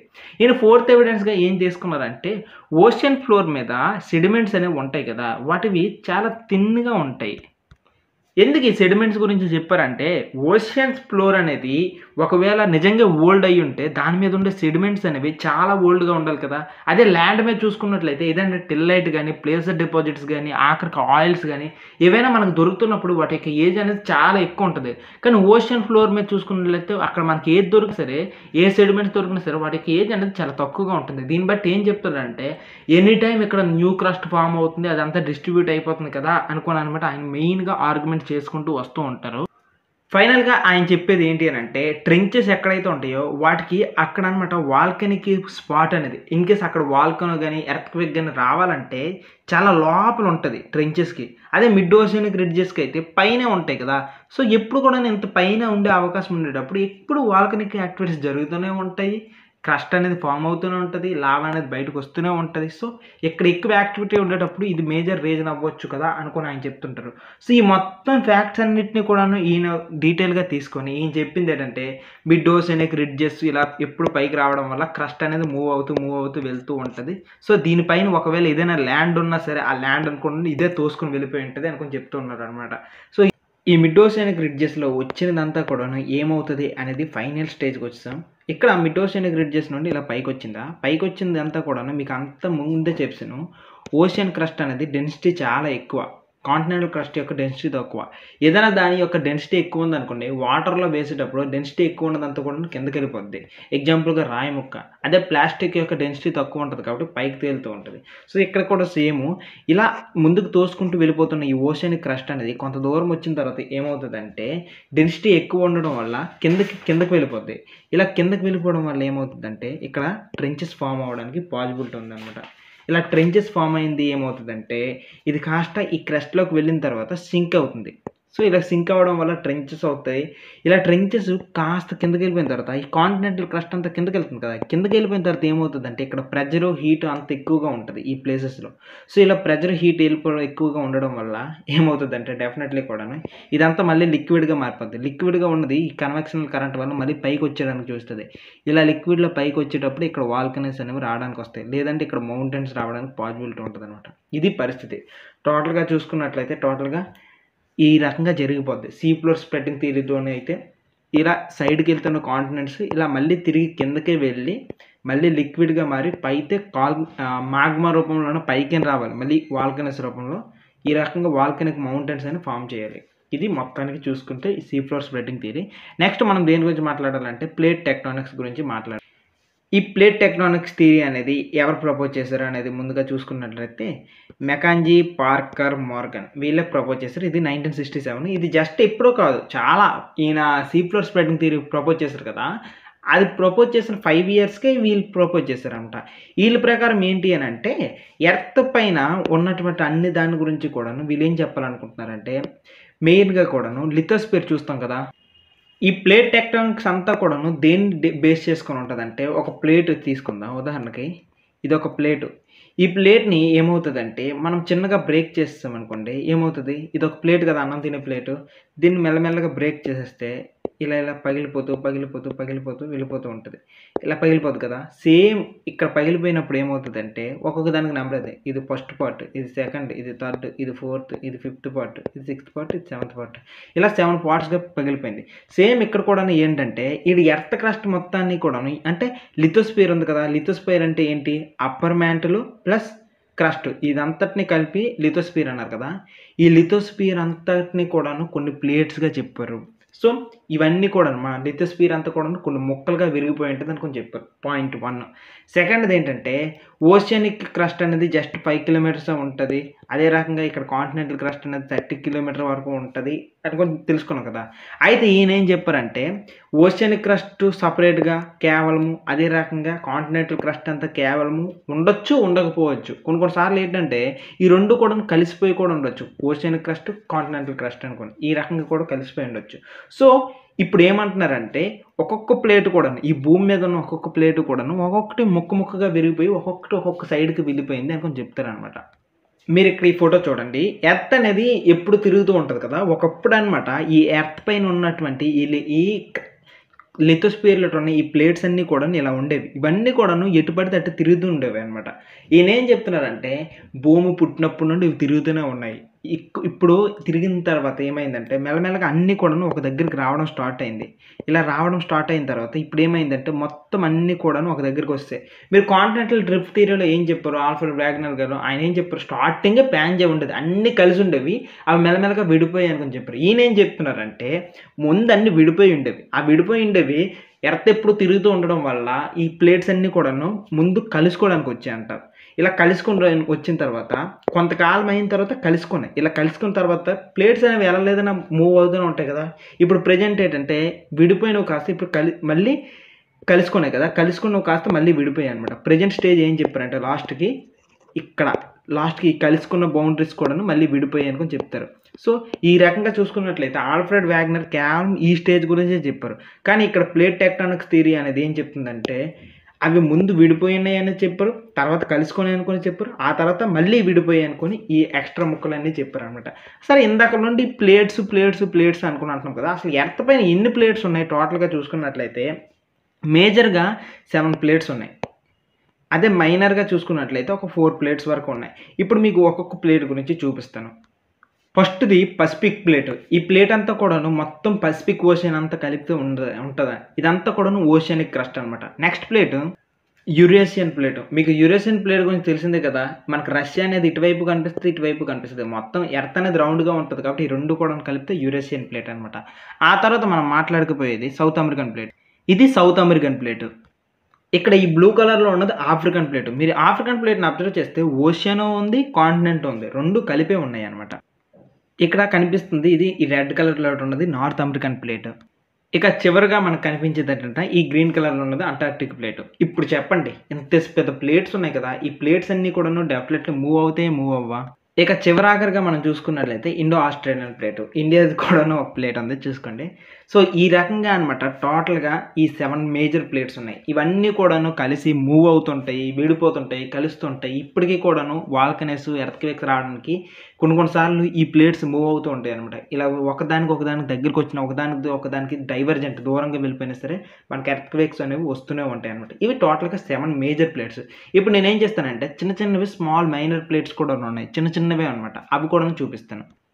ఫస్ట్‌ది ఈ కోకోస్ ప్లేటు. ఇది పసిఫిక్ ప్లేట్‌కి, సెంట్రల్ అమెరికన్ ప్లేట్‌కి ఈ రెండిటికి మధ్యన ఉంటది. ఆ తర్వాత ఉన్నది నాజ్కా ప్లేటు. ఇది పసిఫిక్ ప్లేట్‌కి, సౌత్ అమెరికన్ ప్లేట్‌కి ఈ రెండిటికి మధ్యన ఉంటది. ఆ తర్వాత ఉన్నది సౌదీ అరేబియన్ ప్లేటు. ఇది ఎక్కువగా కూడాను ఎక్కడ ఉంటదంటే, ఇది మేజర్‌గా కూడాను సౌదీ అరేబియా ఉంటది కదా! ఈ సౌదీ అరేబియా అంతా కూడాను కలిపి ఒక ప్లేట్ అనమాట. ఆ తర్వాత పింక్ కలర్‌లో ఉన్నది ఫిలిప్పైన్ ప్లేటు. ఇది పసిఫిక్ ప్లేట్‌కి, అదే రకంగా ఏషియా ప్లేట్‌కి ఈ రెండిటికి మధ్యన ఉంటది. ఆ తర్వాత కరోలిన్ ప్లేటు. ఇది పసిఫిక్ ప్లేట్‌కి అదే రకంగా ఇక్కడ న్యూగిని ఐలాండ్స్ ఉంటాయి కదా! ఈ న్యూగిని ఐలాండ్స్ దగ్గర ఉంటదనమాట ఈ కరోలిన్ ప్లేటు. ఆ తర్వాత చివరిది ఈ రెడ్ కలర్‌లో ఉన్నది ఫూజీ ప్లేటు. ఇది నార్త్ ఈస్ట్ ఆస్ట్రేలియాకి నార్త్ ఈస్ట్ సైడ్‌లో ఉంటదనమాట. సో, ఈ రకంగా ఈ ప్లేట్స్ అన్నీ కూడాను చిన్న ప్లేట్స్, పెద్ద ప్లేట్స్ అన్నీ కలుస్తాయి, విడిపోతాయి. ఈ రకంగా కలుసుకొని ఇప్పటికి కూడాను ఈ ఎర్త్ క్రస్ట్ పైన అనమాట ఇవన్నీ కూడాను తిరుగుతూనే ఉంటాయి. వీటన్నిటికి తిరగడానికి మేజర్ రీజన్ ఏంటంటే ఈ రకమైన ఈ కన్వెక్షనల్ కరెంట్స్ వల్లే ఈ ప్లేట్ టెక్టానిక్స్ థియరీ అనేది పాసిబుల్ అయిందనమాట. ఇలా ఈ ఆస్ట్రోస్ఫియర్ అనేది వీక్‌గా ఉంటది. లిక్విడ్ రూపంలో ఉండడం వల్ల ఇది ఎప్పుడు ట్రావెల్ అవుతూ ఉంటది. ఇలా ట్రావెల్ అవుతూ ఉండడం వల్ల ఏమవుతదంటే పైన ఉన్నటువంటి క్రస్ట్ అనేది డెఫినెట్‌లీ కూడాను మూవ్ అవుతదనమాట. ఇలా మూవ్ అవ్వడం వల్ల లిథోస్ఫియర్ అనేది మూవ్ అవుతూ ఉంటది. ఇలా. ఎక్కడైతే 2 విడిపోతుంటాయో అక్కడ రిడ్జెస్ ఫార్మ్ అవుతాయి. సో, అక్కడ వాల్కన్ అనేది పైకొస్తది. ఓకే. కొన్ని సార్లు ఏమవుతదంటే కొన్ని బౌండరీస్ అనమాట గుద్దుకుంటాయి. ఉదాహరణకి ఇక్కడ చూసుకున్నట్లయితే ఇక్కడ ఇటు నుండి ఒక ప్లేట్ వస్తుంది. అదే రకంగా ఇటు పక్క నుండి ఒక ప్లేట్ వస్తుంది. ఇలా 2 ప్లేట్స్ వచ్చేటప్పుడు డెన్సిటీ ఎక్కువ ఉన్నదనమాట కిందకి వెళ్ళిపోద్ది. డెన్సిటీ తక్కువ ఉన్నది పైన ఉండిపోద్దనమాట. ఇలాగ ఒకటొకటి వచ్చినప్పుడు ట్రెంచెస్ ఫార్మ్ అవుతాయి. సో, ఇదే. ఇక్కడ చూడండి ఇటుపక్క ఒక ట్రెంచ్. సో, ఈ రకంగా అనమాట ఆస్ట్రోస్ఫియర్ వీక్‌గా ఉండడం వల్ల అక్కడ లిక్విడ్ రూపంలో ఉండడం వల్ల లోపల కన్వెక్షనల్ కరెంట్స్ జరుగుతూ ఉండడం వల్ల పైన అనేది లిథోస్ఫియర్ అనేది మూవ్ అవుతూ ఉంటదనుకుని ఈ థియరీ చెప్తుంటది. సో, ఫైనల్‌గా ఈ థియరీ ప్రకారంగా తెలుసుకున్నది ఏంటి అనంటే ఈ రకంగా మూవ్ అవుతున్నాయి అనుకోని. ఇప్పుడు మనం ఏం చేస్తామంటే డిఫరెంట్ టైప్ ఆఫ్ ప్లేట్స్ గురించి మాట్లాడదాం. ప్లేట్స్ మేజర్‌గా చూసుకున్నట్లయితే 3 రకాలుగా ఉంటాయి. ఒకటి ఎదురెదురుగా గుద్దుకుంటే మాత్రం వాటిని కన్వర్జెంట్ అంటారు. 2 విడివిడిగా దూరంగా వెళ్ళిపోతే దాన్ని డైవర్జెంట్ అంటారు. పక్క నుండి వెళ్ళిపోతున్నాయనుకోండి ఇదో పక్క దాన్ని ట్రాన్స్‌ఫార్మ్ అంటారు. సో, ఈ యొక్క బౌండరీస్ గురించి మనం ఇప్పుడు చూసేద్దాం డీటెయిల్డ్‌గా. ఈ ప్లేట్ బౌండరీస్ గురించి మాట్లాడడానికన్నా ముందు మళ్ళీ క్లియర్‌గా చెప్తున్నాను చూడండి. ఇక్కడ కాంటినెంట్స్ మూవ్ అవ్వట్లేదని కొంచెం చెప్పట్లేదు. ఇక్కడ ప్లేట్స్ అనేవి మూవ్ అవుతున్నాయనే విషయం మాత్రం బాగా గుర్తుంచుకోవాలి. ప్లేట్స్ అనేవి మూవ్ అవుతున్నాయి. కాంటినెంట్స్ అనేవి కావు. ప్లేట్స్ అంటే మాత్రం కొన్ని కొన్ని సార్లు ఓషన్, కాంటినెంట్ 2 కలిపి కూడా ఉండొచ్చు. ఎగ్జాంపుల్‌గా మీరు చూసుకున్నట్టయితే ఆఫ్రికన్ ప్లేట్. ఇప్పుడు మనం ఏం చేద్దామంటే డైవర్జెంట్ బౌండరీ గురించి మాట్లాడదాం. డైవర్జెంట్ బౌండరీ అంటే వెరీ సింపుల్ అనమాట. 2 ల్యాండ్ మాసెస్ అనేవి అటుపక్క, ఇటుపక్క దూరంగా వెళ్ళిపోయాయి అనుకోండి. దాన్నే డైవర్జెంట్ బౌండరీ అంటారు. ఇక్కడ చూస్తున్నట్లయితే ప్లేట్స్ అనేవి ఒకదానికొకటి విడిపోతున్నాయి. ఇలా విడిపోయేటప్పుడు మేజర్‌గా వచ్చేదేంటంటే కింద ఏదైతే ల్యాండ్ ఉందో అది కింద కూరుకుపోద్దనమాట. సో, ఈ రకంగా కూరుకుపోయే అవకాశాలుంటాయి. అయితే కొన్ని కొన్ని సార్లు ఏమవుతదంటే ఇన్‌కేస్ ఇలా 2 విడిపోయేటప్పుడనమాట కింద గాని మాగ్మా ఉంటే ఆ మాగ్మా అనేది కూడాను పైకొచ్చే అవకాశాలుంటాయి. 2 జరుగుతూ ఉంటాయి. సో, రకంగా దీనికి బెస్ట్ ఎగ్జాంపుల్ ఏంటంటే మిడ్ ఓషియానిక్ రిడ్జ్. ఎప్పుడైతే మిడ్ ఓషియానిక్ రిడ్జ్ ఉందో ఇటు అమెరికా ఉంది. ఇటు అనమాట యూరోపు, ఆసియా ఉంది. ఇలా ఈ రెండిటి మధ్య మిడ్ ఓషియానిక్ రిడ్జ్ అనేది ఈ కింద సముద్రంలో వస్తుంది కదా! ఇలా. ఇలా రావడం వల్ల ఈ రెండిటిని కూడాను సెపరేట్ చేసేసిందనమాట. ఇంకొన్ని సార్లు డైవర్జెంట్ బౌండరీ ఎలా ఉంటదంటే కాంటినెంట్ టు కాంటినెంట్ విడిపోయిందనుకోండి. ఈ రకంగా విడిపోయేటప్పుడు అనమాట అక్కడ డెఫినెట్‌లీ ల్యాండ్ అనేది కిందకెళ్ళిపోద్ది. సో, పెద్ద గొయ్యి అనేది ఫార్మ్ అయిపోతూ ఉంటదనమాట. ఇక్కడ ఈ ఫోటోలో చూసుకున్నట్లయితే ల్యాండ్ అనేది ఇటుపక్క ఒక ముక్క, ఇటుపక్క ఒక ముక్క 2 వెళ్ళిపోతుండడం వల్ల ఇక్కడ ఏమవుతుందంటే లాస్ట్‌కి ఇక్కడ నేల అనేది కుంగిపోతుందనమాట. కన్నాలు అయిపోతుంది. సో, ఇది ఆఫ్రికాలోనో కొంత ప్లేస్ అనేది ఈ రకంగా జరిగిపోతుంది. ఆఫ్రికా ఇలా ఉందనుకుంటే ఆఫ్రికాలోన ఇక్కడ ఈ రిఫ్ట్ వ్యాలీ అనేది ఇక్కడ జరుగుతుంది. ఇలా జరిగిపోవడం వల్ల ఇక్కడ ఈ ముక్క అనేది బయటకొచ్చేస్తదనుకోని ఒక టాక్. ఈ టాక్ అనేది ఇప్పుడిప్పుడే జరగదు. చాలా కాలం పడతది. ఇది డైవర్జెంట్ బౌండరీ. ఆ తర్వాత మనం నెక్స్ట్ మాట్లాడుకోవాల్సిందేంటంటే కన్వర్జెంట్ బౌండరీస్ గురించి. ఈ కన్వర్జెంట్ గురించి మాట్లాడుకున్నట్లయితే ఇది వెరీ సింపుల్. 2 కూడాను ఒకదానికొకటి గుద్దుకోవడానికి వచ్చాయనుకోండి దాన్నే కన్వర్జెంట్ బౌండరీ అంటారు. ఇలా ఒకదానికొకటి గుద్దుకోవడానికి వచ్చేటప్పుడు ఏదైతే హెవీ డెన్సిటీ ఉందో అది కిందకి వెళ్ళిపోద్దనమాట. ఇది క్లియర్‌గా తెలిసిందే. ఇలా కిందకెళ్ళేటప్పుడు జరిగేది మేజర్‌గా ఏమిటంటే ఇక్కడ ఒక సబ్డక్షన్ జోన్ అనేది ఫార్మ్ అవుతదనమాట.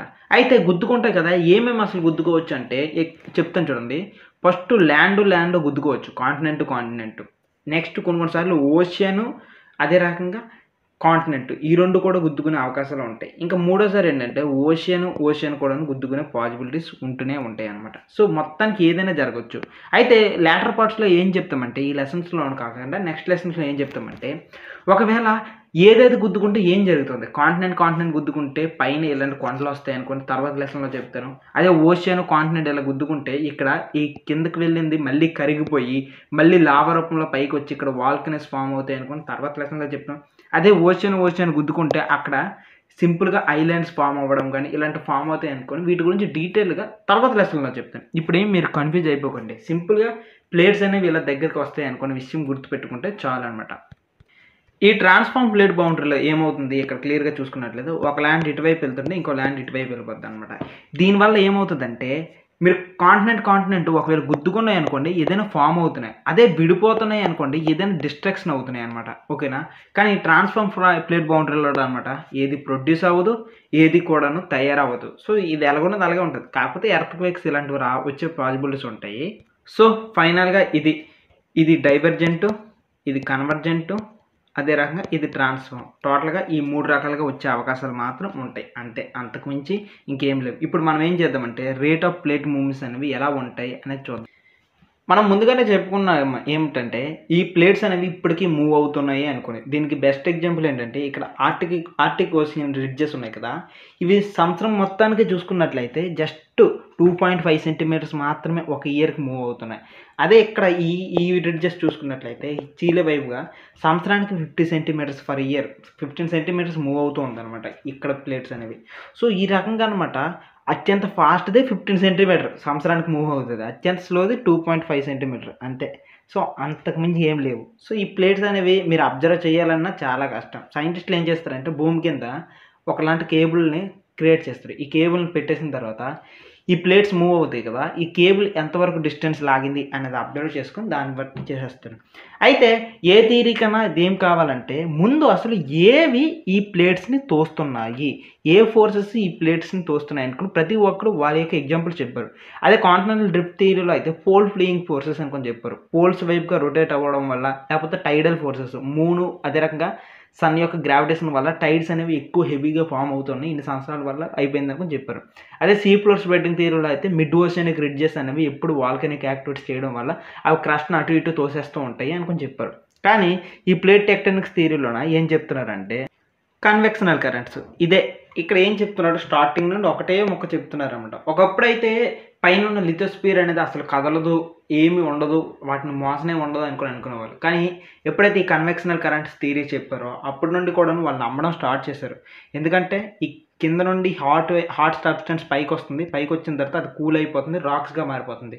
ఎక్కడైతే పైన కూల్ మెటీరియల్ ఉందో అది మళ్ళీ కిందకు వచ్చేసి హాట్గా మారుతుంది. ఈ సైకిల్స్ అనేవి నిరంతరం జరుగుతూనే ఉంటాయి అనుకుని వాళ్ళు అర్థం చేసుకున్నారు. సో ఫైనల్గా ఈ కన్వెక్షనల్ కరెంట్స్ వల్లే అయ్యింది అనుకున్నాం. ఆర్థర్ హోమ్స్ అయితే చెప్పాడు ఎప్పుడో 1930s టైంలోనే. ఆ టైంలో చెప్పగానే ఇదే థియరీ అనేది మిడ్ ఓషనిక్ రిడ్జ్కి హెల్ప్ చేసింది, ప్లేట్ టెక్టానిక్ మూమెంట్స్కి హెల్ప్ చేసింది అనమాట. సో డిఫరెంట్గా ఎవరు దేని బట్టి తీసుకుని దాన్ని బట్టి. ఇన్ కేస్ మీరు కూడా ఏదైనా ఒక థియరీ ఫ్యూచర్లో ప్రపోజ్ చేయాలని అనుకుంటే ఇక్కడ మీకైతే ఉన్న నాలెడ్జ్ ఏమిటి ఇక్కడ దీన్ని బేస్ చేసుకొని చెప్తారో, లేకపోతే మీరే ఏదైనా కొత్త ఫోర్స్ ఉంది అనుకోని మీరు మీ స్టడీస్లో మీరు నేర్చుకుంటారో మీరు చేయండి. ఇన్ కేస్ ఎవరైనా ఫ్యూచర్లో జియాలజిస్ట్ అయితే ఓకే, మీ స్టడీస్ కూడాను నేను అప్పుడు ఇలాగే లెసన్స్ రూపంలో మీరు చెప్పిన థియరీస్ని నేను చెప్పాల్సి ఉంటుంది అనమాట. సో ఇన్ కేస్ ఎవరైనా అంత ఇంట్రెస్ట్ ఉన్న వాళ్ళైతే చేయండి. ఇంతటితోనైతే ఈ లెసన్లోన మేజర్ టాపిక్స్ అన్ని మాట్లాడేసాం.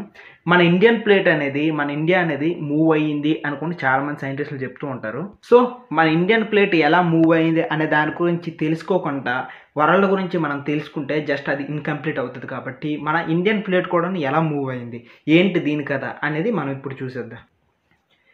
ఈ ఇండియన్ ప్లేట్ గురించి తెలుసుకోవడానికన్నా ముందు మీ అందరికీ ఒక రిక్వెస్ట్, మన ఛానల్ని డెవలప్ చేసుకోవడానికి కాస్త ఫైనాన్షియల్ సపోర్ట్ చాలా అవసరం ఉంది.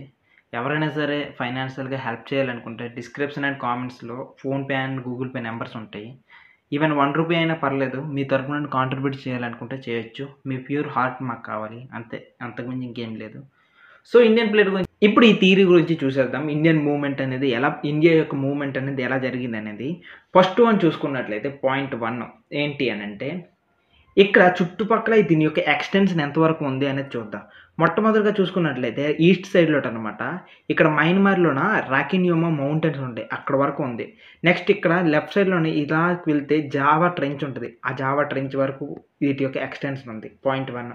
ఇక్కడ పసిఫిక్ దగ్గర కూడా చూస్తే మరియానా ట్రెంచ్ వరకు కూడాను ఇక్కడ ఈ ట్రెంచ్ అంతా కూడాను ఉంటుంది.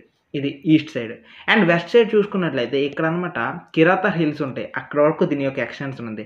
దాని తర్వాత ఇక్కడ లెఫ్ట్ సైడ్లోనమాట ఇక్కడ సముద్రం ఉంది కదా, సముద్రం దగ్గర మక్రానా కోస్ట్ ఉంటుంది, ఇది పాకిస్తాన్లో, అక్కడ వరకు దీని ఎక్స్టెన్షన్. అన్నిటికన్నా మించి ఇక్కడ కింద అనమాట చాగోస్ ఆర్కిపిలజో, అంటే గ్రూప్ ఆఫ్ ఐలాండ్స్ని ఆర్కిపిలజో అంటారు. ఇక్కడ కింద అనమాట ఈ చాగోస్ ఆర్కిపిలజో వరకు దీని యొక్క ఎక్స్టెన్షన్ ఉందన్నమాట. టోటల్గా చూసుకున్నట్లయితే ఇవి చుట్టుపక్కల ఉన్న ఈ బౌండరీస్ అన్నీ కూడా కనిపిస్తాయి, దీని యొక్క ఎక్స్టెన్షన్స్ అనేవి. ఇది మీరు క్లారిటీ ఉంచుకోవాలి. ఇప్పుడు మనం ఏం చేద్దామంటే మన మ్యాప్లో కూడా చూసుకున్నట్లయితే మొట్టమొదటిగా ఇండియా అనేది ఇంత దూరంగా ఉండేది కదా, ఇంత దూరంలో ఉండేటప్పుడు ఏమైందంటే ఇదంతా Deccan peninsula. So north India అనేది లేదు, ఇక్కడ చూసుకున్నట్లయితే ఇదంతా డెక్కన్ పెనిన్సులా అంటారు ఇదంతా కూడాను. ఇక్కడ ఏమైందంటే ఈ మూమెంట్ స్టార్టింగ్ ఎర్లీ ఇండియాలోనమాట ఇక్కడ పెద్ద వాల్కనిక్ ఎరప్షన్ జరిగింది. ఈ వాల్కనిక్ ఎరప్షన్ జరగడం వల్ల లావా అంతా కూడాను ఇదంతా వస్తుంది. సో ఈ రకంగా డెక్కన్ ప్లేట్ మొత్తము కూడాను ఎందుకు రాళ్ళు ఎక్కువగా దొరుకుతాయి, ఎందుకు ఇగ్నియస్ రాక్ ఎక్కువగా దొరుకుతాయి అంటే అక్కడ ఎప్పుడో గోండ్వానా ల్యాండ్తో ఉండేటప్పుడు అనమాట ఇక్కడ పెద్ద వాల్కనిక్ ఎరప్షన్ జరిగి లావా అంతా స్ప్రెడ్ అయిపోయి ఈ ఏరియా అంతా కూడాను ఎక్కువగా ఇగ్నియస్ రాక్ అనేది దొరుకుతూ ఉంటుంది. ఇదిగో ఇక్కడ గోండ్వానా ల్యాండ్ అని చెప్పాను కదా, ఈ గోండ్వానా ల్యాండ్ టైంలో అనమాట ఇక్కడ డెక్కన్ ప్లాటివ్ అనేది ఫామ్ అయింది. అప్పుడు ఫామ్ అయిపోయింది అంటే ఇండియా ప్లేట్ మొత్తుకు ముందు. ఇక నుంచి మనం ఏం చేద్దామంటే ఇండియన్ ప్లేట్ అనేది ఏ రకంగా ముందుకు వెళ్ళింది ఈ సంగతి చెప్పేస్తే చూడండి. ఇక్కడ యాక్చువల్లీ నేను డేట్స్ అనేవి చెప్పను, డేట్స్ చెప్పానంటే మీకు చాలా కన్ఫ్యూజన్ వచ్చేస్తుంది, అంత డేట్స్ నేను ఎక్స్ప్లెయిన్ చేయను. సింపుల్గా ఒకటే మాట, ఒకప్పుడు ఇండియా ఆస్ట్రేలియన్ ప్లేట్ ఇలా కలిసి ఉండేది, ఇలా కలిసి ఉన్న ప్లేట్ అంతా కూడా ఇదంతా కలిపి ఒకసారి మూవ్ అయింది అనమాట. ఈ మధ్యలో టెతిస్సీ ఉండేది, సముద్రం ఉండేది, ఈ సముద్రం పేరు టెతిస్సీ. సో ఇప్పుడు ఈ ఇండో ఆస్ట్రేలియన్ ప్లేట్ అనేది ఏమైందంటే మెల్లమెల్లగా వెళ్ళి ఇక్కడ యూరోపియన్ ప్లేట్ కనబడి గుద్దేసింది. సో దీన్ని బెస్ట్గా ఎక్స్ప్లెయిన్ చేయడానికి షార్ట్ అనేది ఆల్రెడీ ఉందని చెప్పాను కాబట్టి దానికి వెళ్ళి చూసేస్తే క్లియర్గా అయిపోద్ది. అయితే మీకు ఇక్కడ ఏమేమిటి గురించి చెప్పానంటే డెక్కన్ ప్లాట్ ఎందుకు ఫామ్ అయింది అనే దానికి చెప్పేశాను. దాని తర్వాత దీని యొక్క ఎక్స్టెన్షన్ ఎటువైపు ఉన్నాయి ఏంటి అనేది చెప్పేశాను. అన్నిటికన్నా మించి ఒకటేంటంటే ఇండో ఆస్ట్రేలియన్ ప్లేట్ అనేది ఒక కాంటినెంట్, యూరోపియన్ ప్లేట్ అనేది ఒక కాంటినెంట్. జరిగిందండి. ఇక్కడ కాంటినెంట్ కన్వర్జెన్స్ జరిగింది అనే విషయం మీరు అర్థం చేసుకుంటే సరిపోద్ది. సో, ఇక్కడ ఈ ప్లేట్ మూవ్ అవ్వడానికి ఇంకొక ఎగ్జాంపుల్ కూడా చెప్తాను. మిడ్ ఓషియన్‌ని క్రియేట్ చేసుకోవడం ఈ ప్లేట్స్ అని మూవ్ అవ్వడానికి హెల్ప్ చేస్తాయని అంటారు కదా! అలాంటి దానికి ఒక ఎగ్జాంపుల్ కూడా దొరుకుతది. ఇక్కడ చూడండి, ఇక్కడ ఇది కింద ఇండో ఆస్ట్రేలియన్ ప్లేట్ కనమాట. ఇక్కడ అంటార్క్టికన్ ప్లేట్ కూడాను ఒకటుంది. ఈ అంటార్క్టికన్ ప్లేట్ అనేది ఇక్కడ ఒక మిడ్ ఓషియానిక్ రిడ్జ్ ఉందనమాట. ఈ మిడ్ ఓషియానిక్ రిడ్జ్ అనేది మన ఇండియాని పైకి తోయడానికి కూడా హెల్ప్ చేసి ఉండొచ్చు. సో, ఈ రకమైన ఎగ్జాంపుల్స్ అన్నీ కూడా చూసుకున్నట్లయితే వీటన్నిటి వల్ల ఇండియన్ ప్లేట్, యూరోపియన్ ప్లేట్ అనేది పైకెళ్ళేసి ఇలా గుద్దేసింది. ఎప్పుడైతే ఇక్కడ గుద్దేసిందో, ఇండియాకి ఇలా గుద్దేసిందో అప్పుడు ఏం ఫార్మ్ అయ్యాయంటే అక్కడ హిమాలయస్ ఫామ్ అయిపోయి ప్రెజెంట్ మన ఇండియా కూడా చూసుకున్నట్లయితే ఇక్కడ హిమాలయస్ ఉన్నాయి. అయితే ఈ రోజుకి కూడాను ఇండియా అనేది ఈ యూరోపియన్ ప్లేట్ వైపు కనమాట ఇప్పటికీ తోసుకుంటూ వెళ్తుంటుంది. సంవత్సరానికి చాలా ఏదో 4 సెంటీమీటర్స్ పర్ ఇయర్ అంత తక్కువగా పోతూ ఉంటుందన్నమాట. ఇది సో, టోటల్‌గా ఇండియన్ ప్లేట్ అనేది ఏ రకంగా ముందుకెళ్ళింది, చుట్టుపక్కల ఏ ఏరియాస్ ఉన్నాయి, వీటన్నిటిని బిట్ల ప్రకారంగా చెప్పేసాను. అదే రకంగా డెక్కన్ ప్లాట్యూ అనేది ఎలా ఫామ్ అయింది అనేది జస్ట్ కాన్సెప్ట్ పరంగా చెప్పాను. ఎందుకంటే ఫ్యూచర్‌లో ఇది మళ్ళీ మీకు సాయిల్స్ వీటన్నిటిలోనూ కూడాను అర్థం చేసుకోవడానికి భయపెడతారు. ఎందుకు ఇంత ఇబ్బంది అనుకుని. ఎందుకంటే ఇది గోండ్వానా ల్యాండ్ టైంలోనే ఫామ్ అయిందనమాట. సో, ఈ రకంగా నార్త్ ఈస్ట్ సైడ్ అనేది వచ్చేసి ఈ రకంగా ఫామ్ అయిపోయింది. ఇంతటితో ఈ లెసన్ అయితే కంప్లీట్ అయింది. ఇన్ కేస్ ఎవరికైనా ఏమైనా డౌట్స్ ఉంటే కింద కామెంట్ చేయండి. డెఫినెట్లీ ఆన్సర్స్ ఉంటాయి. అండ్ ఫైనల్‌గా ఎవరైనా సరే ఈ ఛానల్‌కి సపోర్ట్ చేయాలనుకుంటే, ఎవరైతే ఈ అభిజ్ఞ అకాడమీకి ట్రూ స్టూడెంట్స్ అయ్యి ఉంటారో దయచేసి హెల్ప్ చేయాలనుకుంటే మాత్రం కింద PhonePe and Google pay numbers ఉంటాయి. మీ యొక్క సపోర్ట్ చాలా అవసరం. And thank you. బాయ్.